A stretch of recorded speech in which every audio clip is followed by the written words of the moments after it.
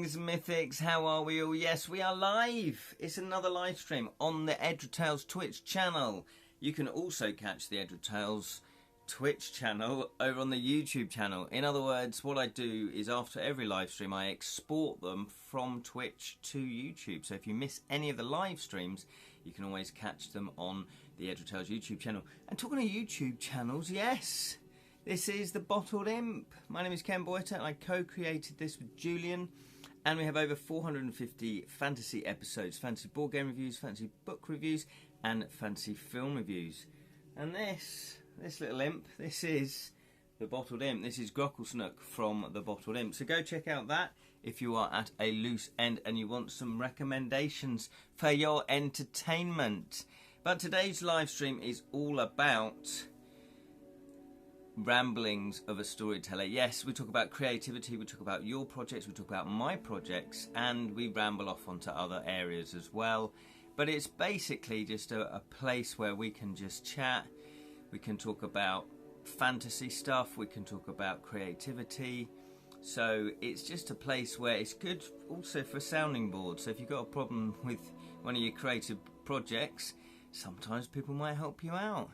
Good morning, Martha. You stumble into the chat.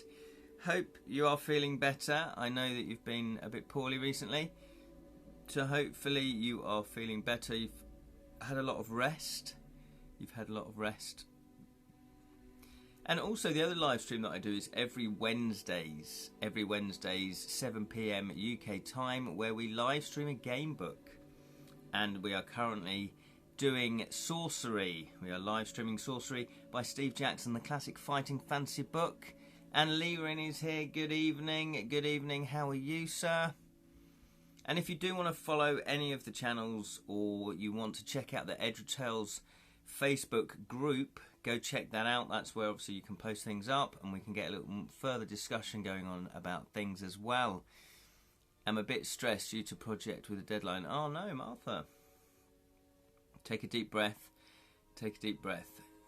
It's always the way, isn't it? I don't know. Deadlines I kind of find help me, but equally, yes, you don't want to miss them. You don't want to, you want to get the project done on time. But I do think deadlines on the whole are pretty good for me personally, because it's like, oh, I've got to get that done by that particular date. And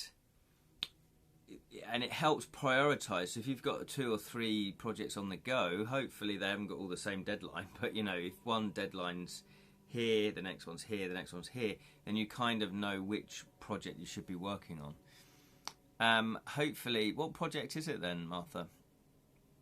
What project is it? Well, I'm drinking tea. So this is my second tea in a row. I literally just finished a cup.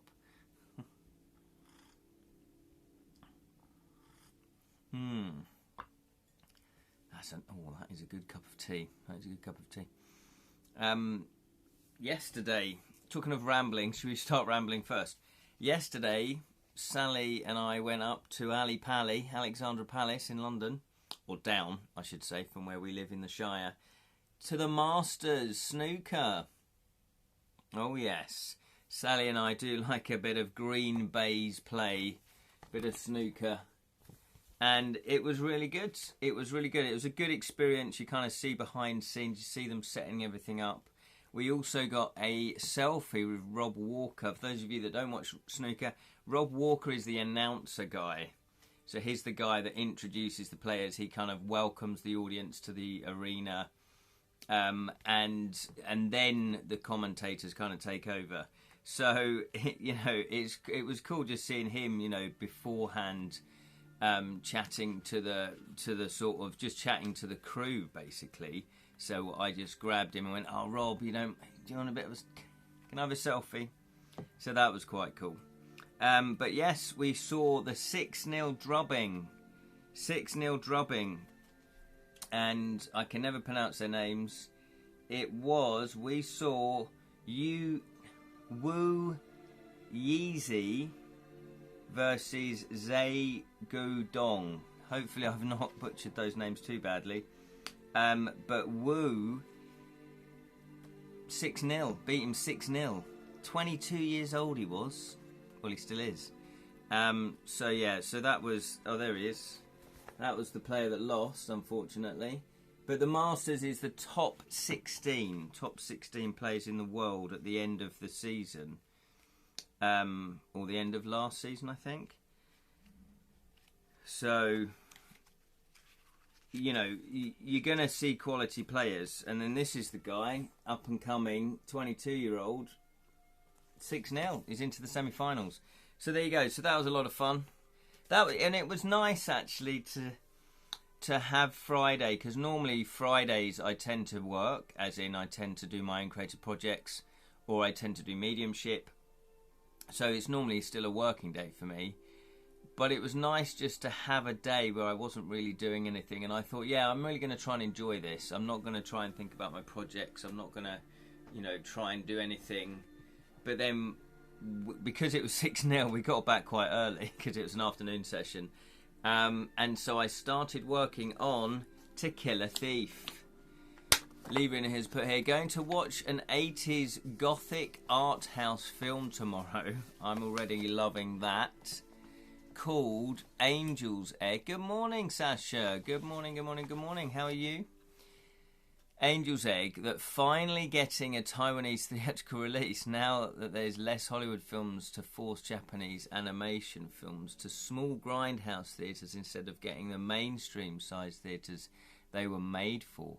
Hang on, right, going to watch a 1980s gothic art house film tomorrow night called Angel's Egg that finally getting a Taiwanese theatrical release now that there are less Hollywood films to force Japanese animation films to small grindhouse. Oh, okay, so the small art house films are now actually on going to the mainstream cinemas because there's fewer Hollywood films doing, like, pushing them out the way. Glad you're okay. Yes, I'm okay. Thank you, Sasha. I'm very good. I had a good night's sleep, which obviously always helps. I was just talking about the fact that Sally and I went to see the snooker. We went up to, well, down to Alexandra Palace to see the Masters snooker, which was a really good experience because I've watched snooker all my life. Sally loves it, so it was very kind of her to buy a Christmas present for me. So that was lovely. So yes, so when I got back, because it was a 6-0 win, we had time on our hands. Yeah. So we got back, because it was an afternoon session, we were kind of thinking maybe we'll get back about 7, but we got back about 5:30, something like that. So that was good. And then, or maybe slightly earlier than that, 20 to 5. Anyway, so I did have the evening where I could work on my game book. And I was saying that it's nice just to have a day off, just to go, yeah, you know what, I'm not going to do anything creative, I'm just going to have a day off. That looks great. Thank you. Well, this is the cover, Sasha. This is the cover. This is the free sample cover that I did. And what I did last night is, you'll be glad to know that all the corrections that have been proofread, all the proofread corrections, the final proofread that Sally did of the manuscript. So this is the actual game book. All of them I've now done, and I printed it off again. So what I'm going to do is I'm going to go through this today one last time, just double checking that I've got the right page numbers, that I've got the right entry numbers, that things are just as it should be. I'm not going to proofread it again because it's had 4 proofreads now, maybe 5 proofreads, by 4 different people. Me, Julian, Claire and Sally. So hopefully we've wheedled out all the problems, all the spelling mistakes, all the typos. But I'm looking for major things like, you know, are the pictures looking good? Are they in the right place? You know, just things like that. Just an overall glance just to make sure that things add up. Like this, you know, the entry numbers that you've got on the top there. Is it 274, 275? That kind of thing. So that's that. So that's exciting. So then what I had to do, yay, says Sasha. Thank you, Sasha. Leaving's put it, it's about a night who at the end of a medieval world who finds an empty Gothic city with a lone maiden tending to the egg of the final angel from heaven. Oh wow, who will bring light and hope back to the world, with the main conflict being him cynically trying to convince her to give up on hatching and moving on, with her obstinately holding on to hope. Very symbolic. I think you have to always have hope. Hope is sort of kind of like faith, where with faith you kind of just have to believe it's going to happen. And hope is just as important, I think, to the human spirit, because you've just got to have faith and you've got to have hope that things work out, you know, for the benefit of everybody. And then if you want it on your own personal life, that things work out the way that you wish that they work out. But I guess sometimes they don't. I don't know. Depends on what level you're operating on, doesn't it? You know, like, I think most of us hope we're happy, but happiness, you know, isn't a thing that you can necessarily get. It's a state of being. Does that make sense? But there are things that will enhance your happiness. Yeah. But hope is definitely important. Hope, I think, is tied in with happiness, isn't it? Because if you've got hope, then you're going to be happy, because it's like, oh, yeah, you're hanging on. Whereas if you've no hope, then it's like, oh, well, might as well just give up. And you feel a bit less happy. I don't know, I'm just rambling. You see, it's the ramblings of a storyteller. Well, I hope to get this to the printer today, actually. That's the big news. So when I did this cover, I didn't know what size book I was going to do. I didn't really know what size book I was going to do. And so I did the cover just this A4 size, basically. Yeah. The front cover is A5, because I knew I was going to do a free sample, so I needed it to fit that. However, if you look here, oh look, that's A5, so that book is A5. Whereas, what's Jonathan? So this is Jonathan Green's latest book, Shakespeare vs. Cthulhu, which is now available to the public. Oh, Julian's here. Hello, Julian. That kind of looks A5 as well, doesn't it? That looks A5. Bit smaller, actually. It's a bit smaller than A5.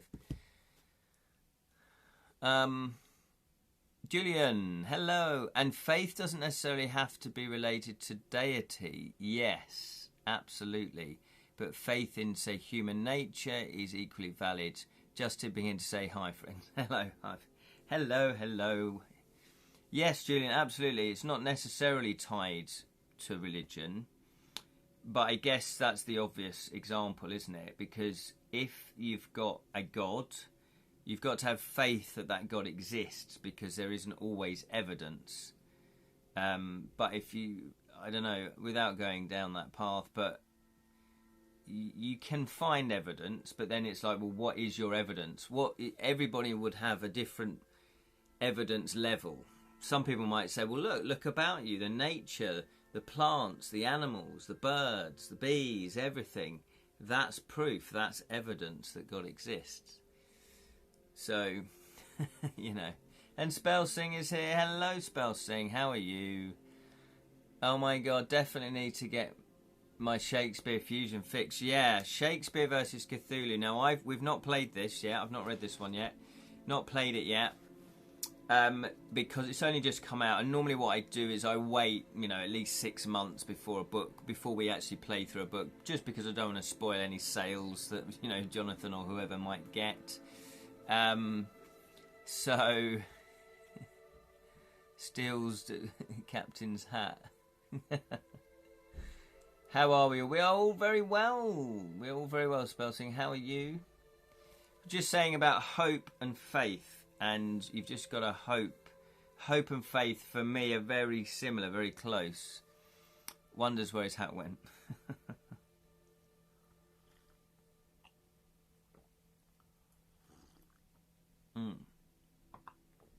Well, I hope to get this to the printer today, as I was saying. Now, I'm resizing the cover. Let me show you the size of novel, the size of that I'm typesetting it to.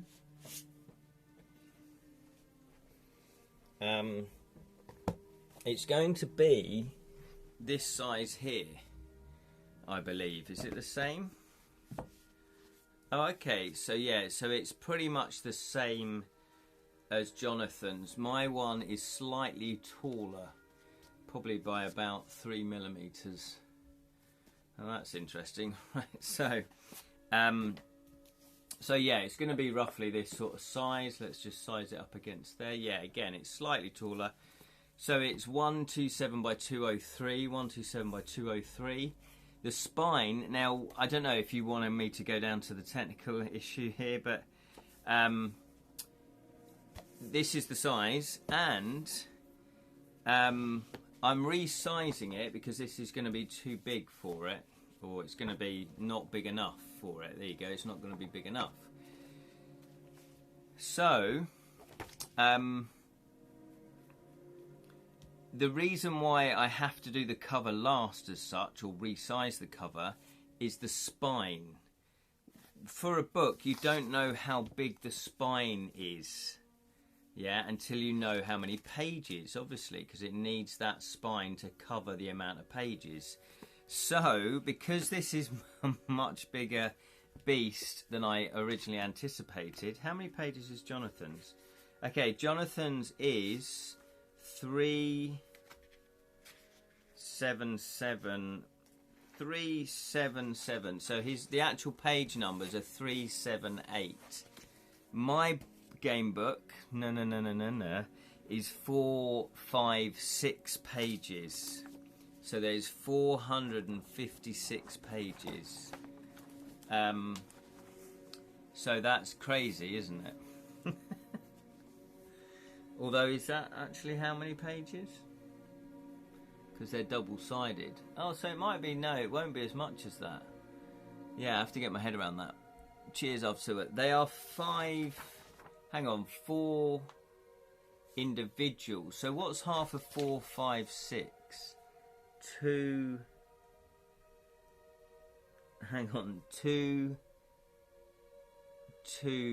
yeah, something like 226 or something. It's amazing what goes into game books. Oh, seriously, Sasha, this is... I thought 228. There you go. I was a couple out. It's a beast of a game book. It is a beast of a game book. So I guess it's 228 individual pages. No, sorry. It's 228. Yeah, individual pages.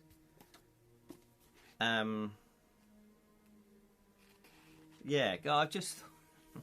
Not actually 456. So it's 456 sides, but 228 pages. Oh, that's interesting. I'll have to make sure I get that correct.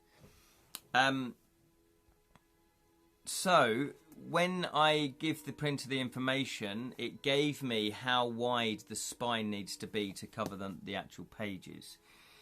So that's what I'm doing. That's what I was doing beforehand, actually, this morning at 9 o'clock. And then that's what I'll be doing after this. So hopefully everything will be fine. I'll upload the PDF. I'll upload the cover. I'll upload, because you have to upload the front cover, the back cover, and the spine separately. And then, but I design it all in one and then slice it and save them separately as 3 JPEGs. Then upload all of that. Then hopefully, fingers crossed, that's fine. And then I will get... Oh, is Silver going? Sorry, I've missed you. Gives his hat back. Gotta go. See you later. Yes, nice one, Martha. Thank you for popping in. Enjoy the rest of your day. Chases off. It's a beast. Yeah, I've got that. Yes, so I will send it out to the printer today. It is saying that if I do that, it takes about 2 weeks to get the book back, to get the actual book, printed book, and that will be around about the 1st of February.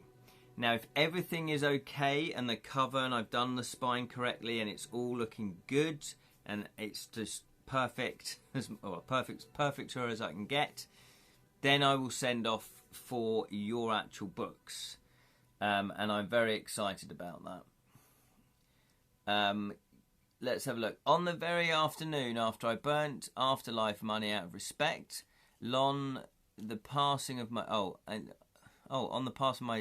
dad's grandfather's passing last week, when the rest of the family went holidaying instead, a palm tree bark the size of surfboard dislodged by a strong wind missed me. Oh wow. And the family pup I took for a walk that afternoon by a metre, though it gave me quite a jump scare. It's heartening to see that your ancestors look out for you when you're... Yes, exactly. Well, I'm glad everything's okay there. I'm glad you're safe. It may be a beast, but it's worth every word, trust me. Oh, well, that's very kind of you, Julian. So Julian play-tested the game book very thoroughly, so that's very kind of you. Yes, take care, Silver, take care. Wow, that's amazing. Hugs. Yes, so there's a lot of thing going on in the chat there. Yeah, so glad you're okay, Lirin. And yes, I do believe in the spirit world. So they probably were looking out for you there. Absolutely. But yes, Sasha, it was a beast. I wrote, it's too big, really. It's too big in the fact that because it's a Kickstarter, it's taken me over a year to get to this stage. And I don't want people waiting a year to get their Kickstarter rewards. So my next Kickstarter is going to be smaller. It's going to be half the size. It's not going to be... It's nearly 100,000 words, which is a good novel size. When you look at the original Fighting Fantasy, they weren't... Oh, that's a slightly bigger one. But they weren't particularly big. And the paragraphs were a lot shorter than mine. So I'm going to kind of do that. I'm going to do shorter paragraphs. And I want the book to be half the size, about 50,000 words. However, you know, I did all the illustrations myself as well. So I've learnt a lot, though. I have totally learnt a lot. What did John say? 50 to 60,000 words. Yeah. As I said that, I was thinking that exactly. What did Jonathan say? So, yes. You only really learn things when you do them. And you can get the best advice, you can read up on stuff, you can watch YouTube videos. But until you actually get in and do it yourself, you don't really know. Lirin put, oh, thank you. It's comforting when one's faith is rewarded and given credence, even via averted accident. Yeah, absolutely, Lirin. The main thing, obviously, is that you and your dog are fine. The journey of writing a game book is what does it for me. Yeah. So, oh, hang on. Do you write your own game books, Spellsing? Have we unmasked who you really are? I don't think I've asked. Because I think people that put pseudonyms, they don't necessarily want everyone to know who they are. Are you Ian Livingston? I try. Oh, okay, good. Are you Sir Ian? Is this Sir Ian? You try. Well, I hope that you have enjoyed it as much as I did. It was hard work, don't get me wrong. Because the flow chart, you know, the flow chart itself, you know, the first... So you've got to have the idea for the story initially. You've got to then have a story. And then you've got to obviously flow it out. You've got to work out what happens in each entry and what the choices are. You've also got to work out your game system. Are you going to, you know, I'm on a D12 dice. And, you know, are you going to, is it 2 dice that they're going to roll? What are is it strength? You know, what are you going to call your attributes? Is there any magic in it? Anything else that you want to put? The game mechanics, you know, you've got to work them out. Then when you're writing the book, you've got to write the entries, obviously. But you've also got to make sure that it doesn't loop back on itself, that there are no broken links, that you've, you know, connected it correctly. And also, you've got to make sure that you're testing their attributes. So I've got like lock picking in mind because you play a thief. So I've got stealth, lock picking. What else have I got in there? I've got other things, and it's like, have I done a stealth check for them? Because otherwise that stat is useless. You know, I've got oh, hang on. Yeah, sleight of hand. Have they tried to steal something enough times to make it valid? What else have I got? Allure for the magic. Yeah, I've got dexterity. Is there enough dexterity tests for them? So again, you've got to plan out where they're going to happen in your game book. And also the combat. You've got to work out your combat system, how you're going to do the combat system if you're going to have combat in your book. Some game books don't. I guess they're just choose your own adventures. They're branching narrative stories rather than game books because there's no game part of it then. Or are you not going to have dice? You're going to have a different way that you get the figures. Like Jonathan also recommends doing cards. Jonathan has produced. He always produces a deck of cards with the illustrations in, which are really cool. It's really cool illustrations. So, you know, you've got to work that out. Then, of course, you've got to make it that it's winnable. You can't just have it where nobody could win, that the monsters are too big and too powerful and all of that. Well, they look great. They are. Jonathan Green, he's a seasoned pro at this. So if you are getting into game books, I would definitely recommend some Jonathan Green game books. So these was if you backed him on the Kickstarter. You know, there's a reward level where you get a pack of cards as well. I didn't really show you them there, did I? Let's do that properly. Just don't give an option for roll of 1 using 2d6. Yes, there's that mistake that it looks like I'm never going to live that down. Yeah, they're really cool, aren't they? Oh yeah, leave it in.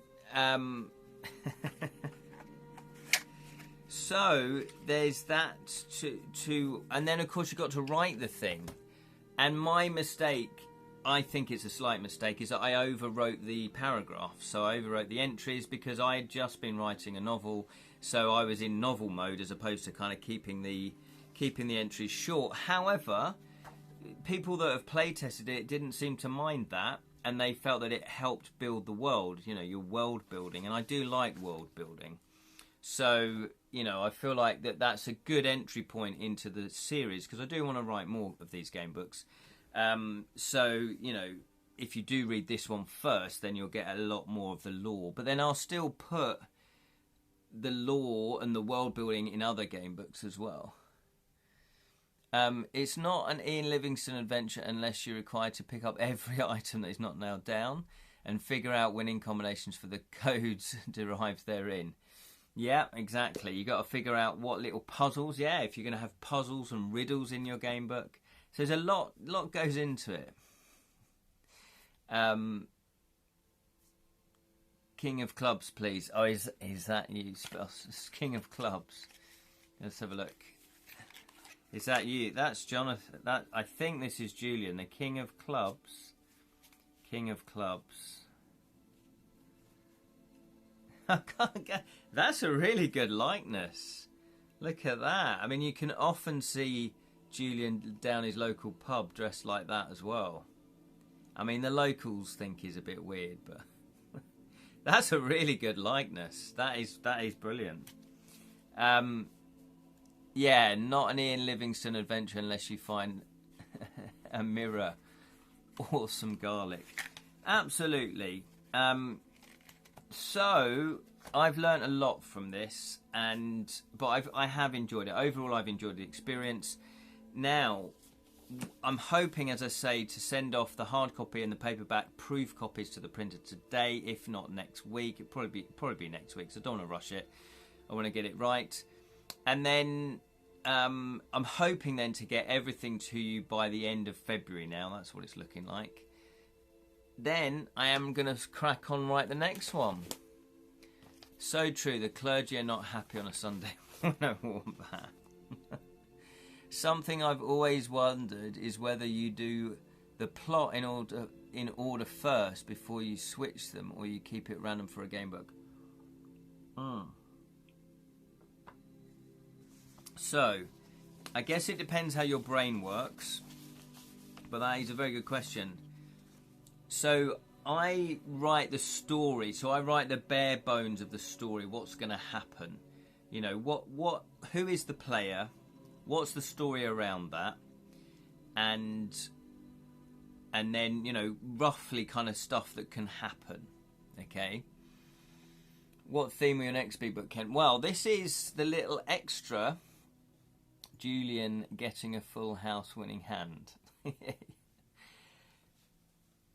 This is an example of the planning stage. So, I plan this in story order, okay?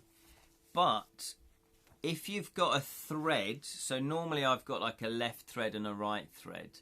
And as you can see, it kind of comes down here. So I worked more on the left thread than the right thread. Yeah. But it kind of, I led them this one into here. And then, you know, you can kind of have it where you go like that, and then you can bring them back together again, and you can loop back out again. And then you might have two loops going out here, and then you bring them back in again, if that makes sense.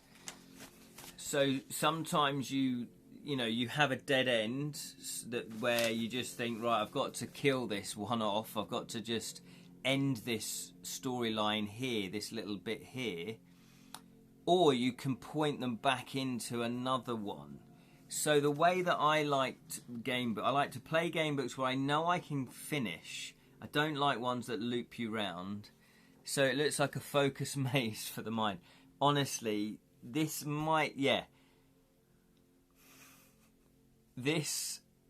is the hardest part, I think, is planning it out. And so look, there's still two paths to the ending. So I like to give people two paths, basically. And, you know, who knows, in the future I might... Well, look, here I've got three paths. So there's three paths that you can carry on down. And what I tend to do is I tend to have a few endings. So I've got like a few endings that can happen. That's just kind of the way I like that you can have a really good ending, an okay ending, an alright ending, you know, if you can do the levels of success, because you kind of want, I don't know, I like rewarding somebody that's gone the harder route, if there is a harder route, or, you know, you want to, I don't know, I just like the fact that you could end up with different endings. But this one, to answer then Spell Sings, my next one, so this is a cheeky little one, perfectly understandable. Yeah, good. This one is called The Rat Wife of Sleepy Eye, where you play a rat wife. And in old folklore and mythology, a rat wife is like Pied Piper, or Pied Piper is like the rat wife. I don't know which story came first. But a rat wife basically plays a flute and gets rid of the rats. So I don't know if that was the basis of Pied Piper or the other way around, but I found that in a folktale book and I went, oh, that's fantastic. I'll write a game book about that once. I've already written a short story about that. So when I was looking for the next adventure, this one is actually, if you backed Jam's book and you back my book at the same time on Kickstarter, you are going to get this free book as an ebook for free. However, we have had some good news. Troy of Savage Realms Game Books has agreed to publish both of our books individually as a print-based book. So once I've written it, I think Jam's is already out. But if you backed both of ours and you're going to get the free digital book, you will get a copy free of the actual paperback. Because we did say it was exclusive, but at that point we didn't know Troy was interested in publishing it. So we're going to give everybody who backed both of our projects a free ebook and a free paperback version. But then you'll be able to purchase the free... No, you'll be able to purchase, not for free, the paperback version, if that makes sense. Very clever. Oh, thank you very much. Yeah, well, thank you, Sasha. Well, Jam and I, we didn't know we were going to do this, but last year we both had, well, no, the year before, actually, 2024, we both had a Kickstarter campaign for game books in the month of October, and we didn't know we were going to launch at the same time. So we thought, well, to encourage more people to back, why don't we do a special offer? So that's basically how that happened. Leaving but oh, the last thing, did you include the advice sentence, make notes and draw a map in the hints and how to play section in case a novice player ends up at a dead end, like an early Steve Jackson entry? I didn't, Lee Rin. I haven't put that. Because I kind of think, is that obvious? Is that something that they'll discover that they need to do? So I haven't put that. But it's a classic one. But the thing is, I'm inspired by the fighting fantasy, but I don't really want to copy everything they did. That's why I've got a different system going, But obviously, if you're going to write a game book, you are going to be influenced by the fighting fantasy books. So there's that. So I will be writing that one next. And hopefully, yes, it's not going to be as much. It's only going to be 200 entries, I think I've put. And it's going to be a much shorter book. Let's have a look. Oh, it's 130 entries. Yeah, I was going to just write a 100 entry one, but it's 130 entries, something like that. So it is quite a small game book in that respect. In case, we'll grab a piece of paper and draw a map on Thursday morning when we reach Cave Demon Maze. Thank goodness we can cast spells now. It is deadly. Oh, okay. Jonathan is here. Hello, Ace Gamebooks. How are you? I feel you should take the approach that any game could be anybody's. So any and all guidance is helpful. I know, that is true, Jonathan, but I can't. Don't pick on me. I've just been plugging your Shakespeare and Cthulhu. I know. I didn't write that. I didn't write, make a map, take notes. I didn't write that specifically in the introduction. However, I did very kindly put in. Hang on. So if you look at the adventure sheet, you've got your adventure sheet. Then you've got, I've got a nice double-page adventure sheet. So that's, you should have enough space. I've given 2 combat pages. And I've given a big page. Well, obviously this is A4, but I've given a page to notes. So hopefully they'll see that at the back of the book when they look for the adventure sheet, because they'll see the adventure sheet.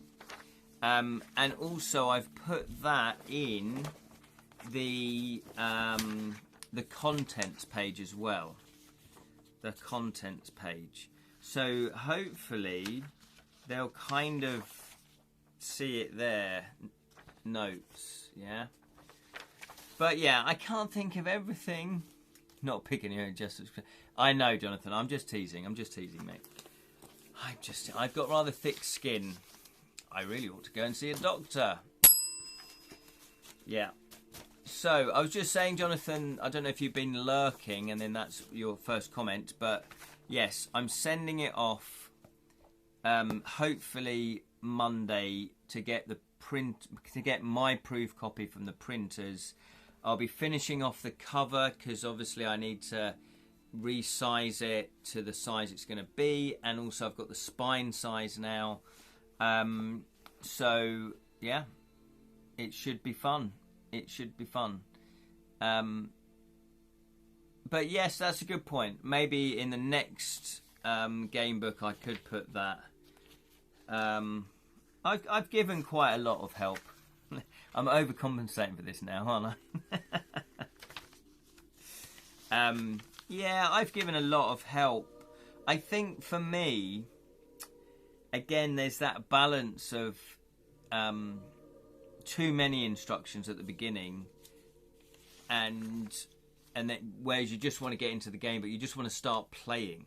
And it's the same when you learn board game rules. You just kind of want to start playing. But if you don't read the rules, then it's not going to make much sense to you when you get into the game book. So I've already got. See, this is my problem in a way. I've already got 1, 2, 3, 4, 5, 6, 7, 8, 9, 10, 11. I've got 11 pages of introductory. This is how you play the game. But maybe in the next game book, I could put at the bottom, right at the end, remember to make notes and draw a map. It could help you. It could save your life. It's just a sentence, Ken. Don't know why I got so defensive about that. I think it's because I want to get it to the printers now. I really want to get it to the printers. So there you go. So that's the game book. And as I say, I have planned out the next one, the freebie that Jam's backers and my backers will get. That is this one here, which is 130 entries. And that is going to, hopefully, it will be round about 20,000 words. It's not going to be a long one. So there you go. And it's called The Rat Wife of Sleepy Eye. Exciting times. I know. But we were just showing off your cards as well, Jonathan. Let's have a look. Which one are you, Jonathan? That's not you. That's the artist, isn't it? Yeah. You can tell there are certain people in here. Yeah, the king. Oh, there he is. There's Jonathan, of course. Of course. That's him there, not that one. That's him there. I appear to once as Dr. Faustus. Oh, do you? Let's have a quick look. Oh, that's a lot. Look at that. Look at that one. Book made from human skin. Dr. Faustus. Didn't see you in there. Dr. Faustus. Have you brought Dr. Faustus into this? That's the artist, isn't it? That's the artist. That's the Necromon from the Evil Dead films. Yes, well, yeah, that's what I thought. It's kind of, that's what you got. But you haven't specifically said they're from those films. You knew Yorick too. I know, Jonathan's that old. There you go, there's Jonathan.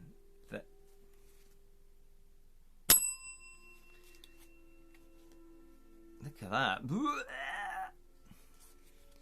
I have Yorick's skull. Oh, do you? You've actually got it. Brilliant. Yeah, so there you go. So that's all the game book fun. That's all the game book fun. I'm very excited to finally be getting it to the printers. And also, in the next couple of weeks, I will be sending off for the little badge, the enamel badge. That's all designed. All I have to do now is order it. Other rewards, the dice. Oh yes, the dice. The dice are coming along nicely. A friend of mine, Hazel, she makes resin stuff. She's been working on these dice now for a couple of weeks. That she's getting really perfecting the process now. So we are at the stage where she's customizing it with the little devil icon. So that I'm looking forward to that. So hopefully I'll see the finished article next week, finished product next week.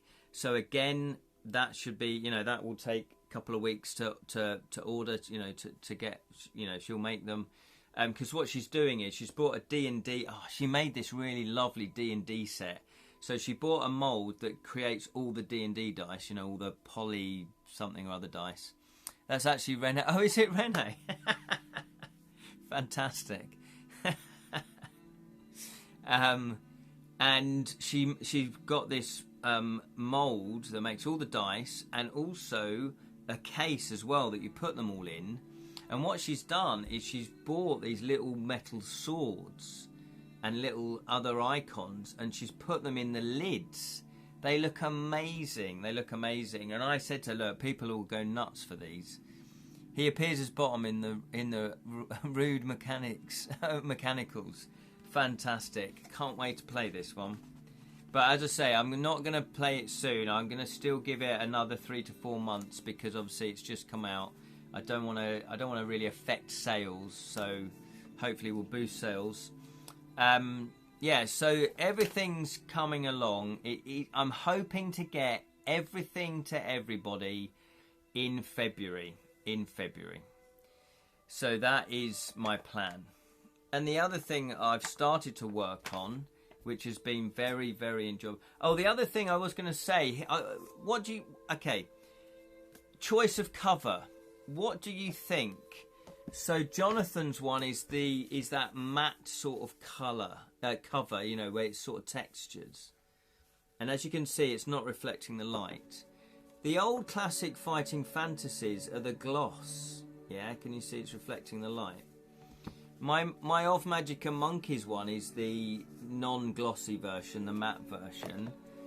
But it looks like mass paperbacks are actually glossy. What do you think I should do to kill a thief? Should it be glossy or should it be matte? Did they have the technology to do the matte covers back then? That is my question, because it's like, why is all the old books glossy? So let me know what you think. Do you prefer matte or do you prefer glossy? So again, that's matte. Jonathan's one here is kind of a semi-gloss. This is a silk. This will be a silk for this one. So it looks like, Jonathan, you've gone for matte. Yeah, so Sasha prefers matte. Morning, Sally. Morning. Gloss, it will literally shine out to the dedicated old fans. That says Leerin. So one for matte. Sally prefers matte. I don't know, there is something nice about the matte. There is just something a bit more classic, a bit more classy. I got matte for my Of Magic and Monkeys paperback, and it does feel nice. But then obviously for the hardback, this is a silk, so it's semi-glossy. So I like that. It's less tacky than glossy, yeah. That sounds wrong. Oh, so have I got my wording wrong then? That it's not a silk? What's wrong? Oh, what you wrote before. Yeah, your previous comment. My wife prefers matte. Your wife prefers matte? Well, she's stuck with you, Jonathan. I see what you mean. The hardback is also really good. Yeah, thank you very much. Yes. The hardback, I like that sort of semi-silk with hardback. I'm very happy with the way these came out. Yeah, matte. Okay, so matte seems to be the preference. It does add a little bit more class to it, doesn't it? However, I like the old... Maybe it's just nostalgia for me, but I like the brown paper. You know, I like this cheap paper because it feels like a real paperback. The hardback... Matte does subconsciously evoke leather tome of yore, on the other hand, that is true. If we are talking Brothers Gross from Bros, isn't it like gloss? Yeah, I like Luke over Matt because he was the drummer. There we go. Good old Bros. It's one for the kids, that joke. One for the kids. Okay, cool. I wasn't sure, but I am going to go Matt then. I'm going to go Matt. Because I was thinking, do I evoke old classic? But then if you go matte, that has the modern feel to it, doesn't it? And the other thing that I've been doing is I have been making notes on A Christmas Carol, because I've been making handwritten notes. Imagine that in this day and age, handwritten notes. For my game, board game of A Christmas Carol that I'm working on. The Drummer and Actor. I can smell FF book from here. I've got them all stacked here. That's why I specifically brought them down from my bookshelf so we could discuss gloss or matte. As for books, then matte. I think gloss covers for mass produced was to keep the... what's that? Cheaper cover together. It's in purple. You must put a dot in there. It thinks it's a link. Can't quite read that. I think it was for cheapness, wasn't it? Yeah. 100% excellent in Blade 2.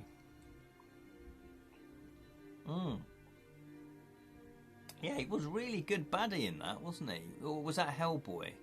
It was one of them. He was really good.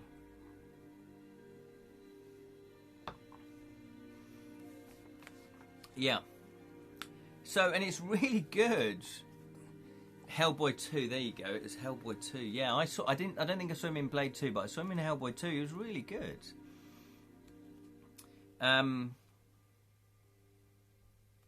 It's really good. Honestly, read Christmas Carol again as an order. It's really good. And what I've been doing is I'm going through and I'm writing down all the characters that are in the book, the minor ones as well, even the ones that he just mentions, like beggars and things like that, and the carol singers and things like that. I've adapted it for a school play years ago. Oh, did you? Ah, nice. Nice one, Jonathan. Nice one. When's the game book coming out, Jonathan? Come on. One of my favourite Dickens books. Yeah, I think it's my favourite Dickens book. And there's some really lovely phrases that he's got. Obviously, I mean, he's Charles Dickens. And so I'm writing down all the characters because what I'm going to have in the game, in the board game, is a character deck that you can befriend them. And as you go through the game, you can befriend them, but you have to meet certain requirements. So if you want to befriend, you know, Bob Cratchit, for example, you have to be in the virtuous track, the virtuous side of the track, rather than the corrupt side, because during the game, you depending on your actions, you'll get tipped into, you know, it'll be like add 1 corruption, so you go into the corruption side. Or it'd be virtuous, you know, so if you give to charity, you'll go to the virtuous side. So people, I'm going to divide them up into virtuous and corrupt. So somebody like the other commodity traders that Scrooge talks to at the exchange hall, they're going to be in the corrupt. So if you want to befriend them, you have to be in the corrupt. I might do it like that. But there are certain requirements that you'll need. And then you can use that card, those characters, to help you during the game.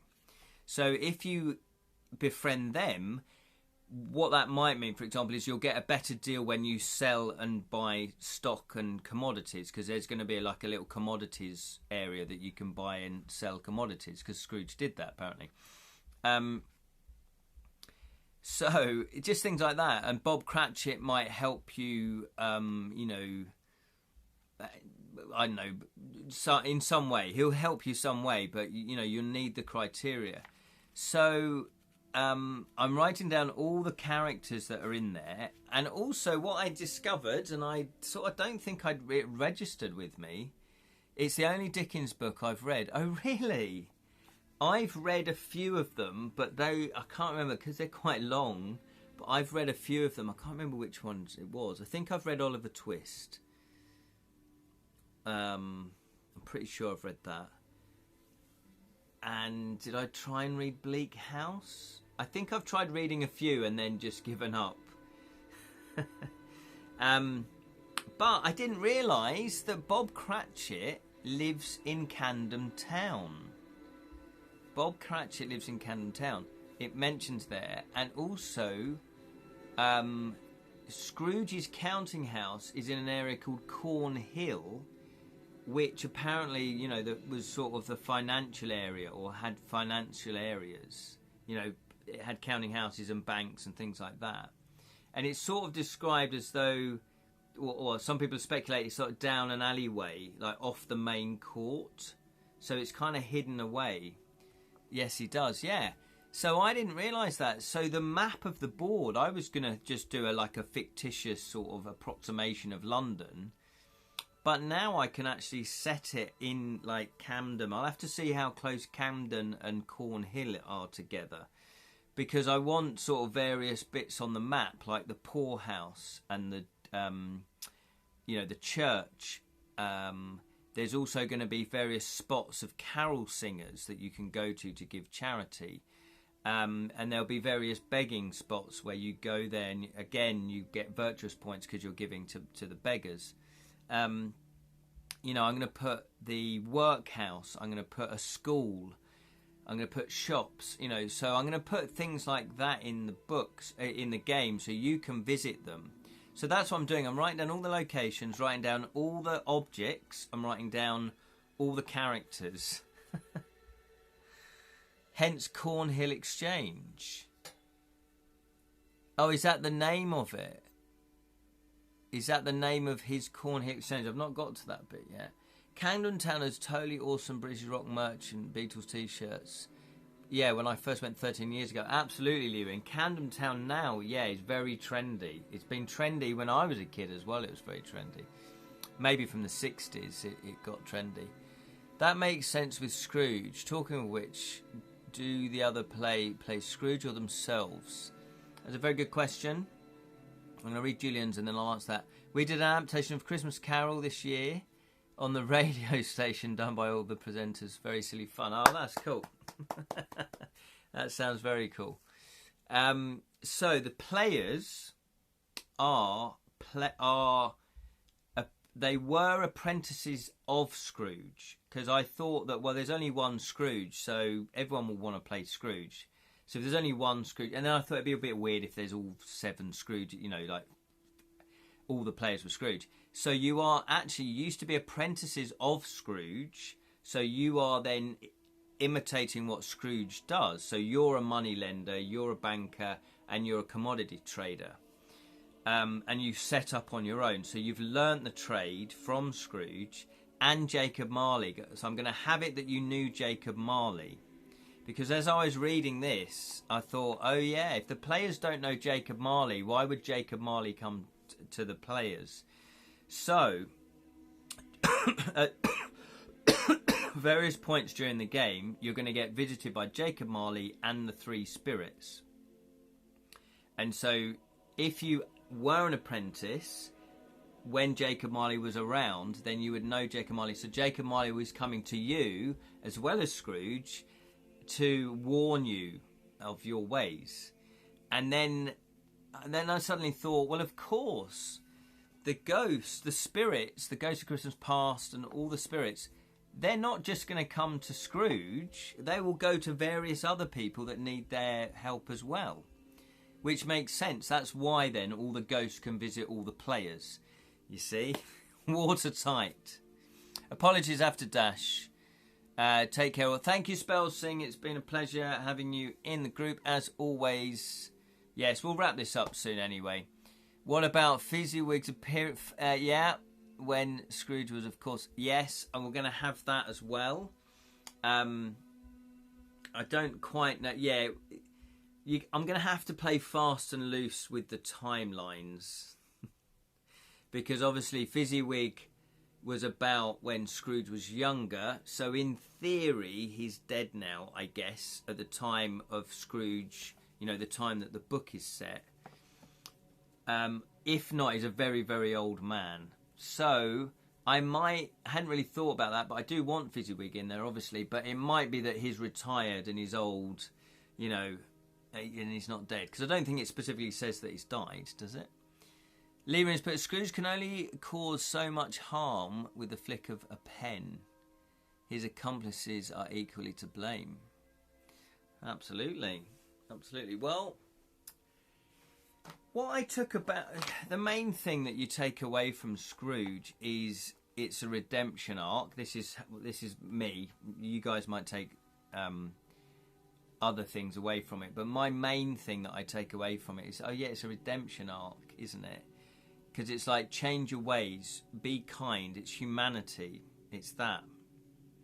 However, there's also another strand that goes through this, where Scrooge is frustrated with people because he himself is frugal. It's not like he lives in a big grand like manor house with servants and candles lit all the year round and the fires stoked all year round, and that he's eating fine food and all of that. No, he lives in a real threadbare place that he barely heats and he barely puts the light on, and it's a suite of rooms in a bigger building that I don't think he owns. He rents it, and there's other and because it's a little bit dilapidated, I don't think there's other tenants in there. But there were work premises, as far as I can remember, and so he gets frustrated because in his head, it's, well, look, why are people poor? Nobody should be poor, because all you have to do is live frugally. You just have to, not have an extravagant life, and then you should never be poor. So he in his mind, he can't understand why people are poor. Scrooge can only... Oh, yeah.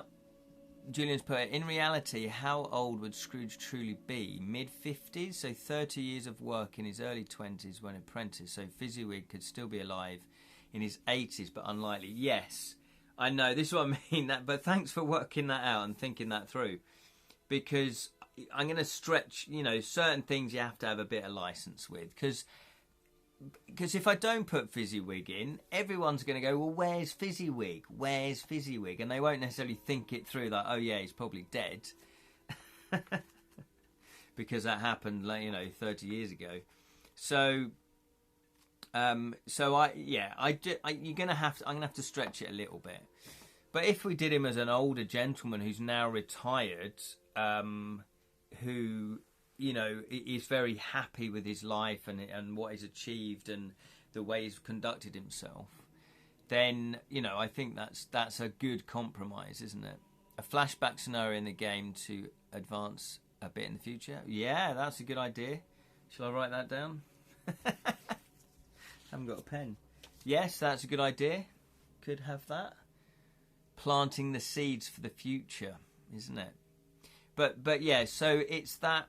So the main thing is redemption. It's never too late, but also to live your life. If you look at his nephew, his nephew makes a good point. When Scrooge says to him, what have you got to be happy about? You're poor enough. And he goes, well, why aren't you happy? You're rich enough.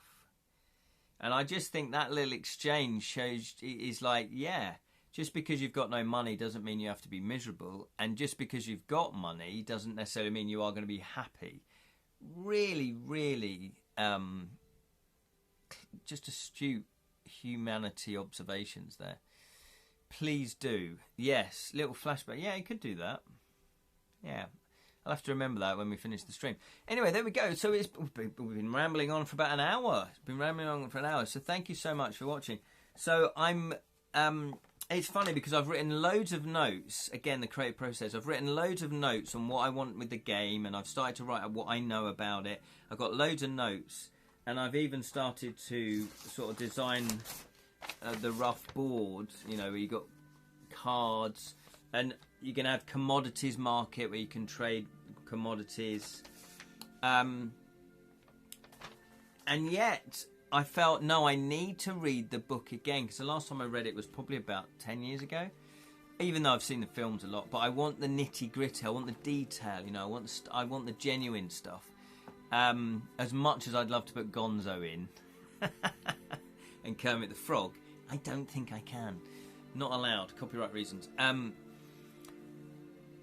So after reading this, I'm going to be in the skin. I'm going to be under the skin of the game. Yes, everybody's got to go. Actually, right now I have to go due to getting ready for reading at Psychic Party at lunchtime. See you later. Have a lovely time, Sasha, to do your psychic readings at lunchtime. That sounds delightful. Disney's Scrooge McDuck is my favourite version. Yeah, I haven't seen that in ages. I probably saw that as a kid.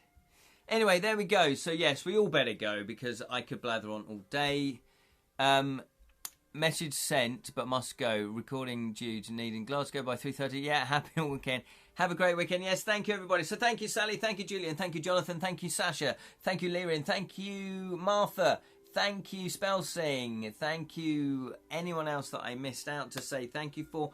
Thank you so much for watching. If you didn't comment, I do appreciate that. And yes, as I say, if you do miss any of these live streams, you can catch them all over on the Edra Tales YouTube channel. And if you want to catch up, see a bit more about me, you can go to the Edra Tales website, which is edratales.com. Thank you so much. Our next interaction will be this Wednesday, 7 p.m, where we carry on with Sorcery by Steve Jackson, a fantastic game book. And remember, Shakespeare vs. Cthulhu is available. If you'd like a signed copy, I believe Jonathan can do that for you if you go to his website, his personal website, which is jonathangreenauthor.com or .co.uk. Put Jonathan Green author, you should get to his one. If you're not bothered about a signed copy, you can buy this on Amazon and other good bookshops, I'm sure. Back to the same trap. Yes, good luck. I'll draw the map so we don't loop. That would be fantastic, Lyrin. Thank you.